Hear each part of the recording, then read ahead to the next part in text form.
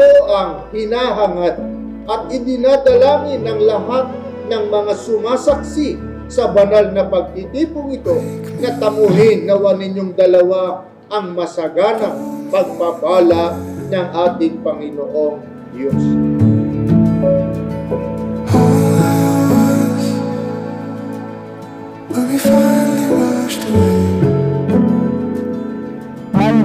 Wala ba?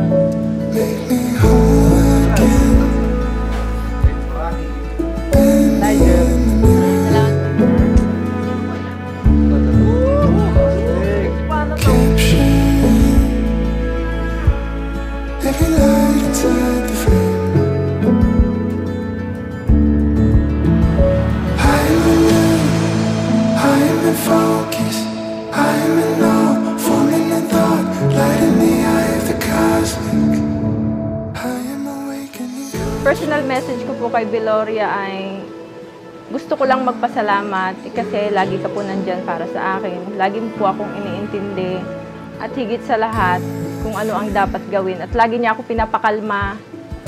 Basta lagi po siya nandyan para sa akin. Lagi po niya akong inuuna sa lahat ng bagay.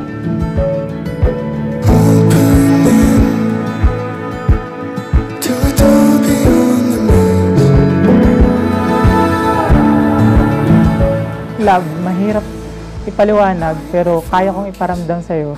See you later sa kasal natin and I love you. Mahal kita.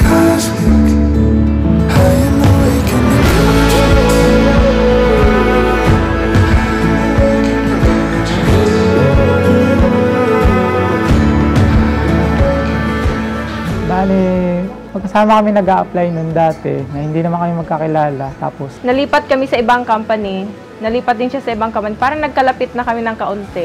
hanggang magkasama na kami sa isang company. Doon na kami nagkakilala, umpisang magkakilala. Ngayon, ikakasal na. Parang ganun lang ho.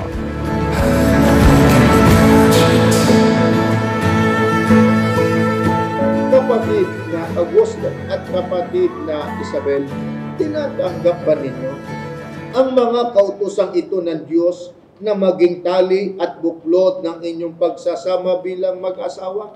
Opo.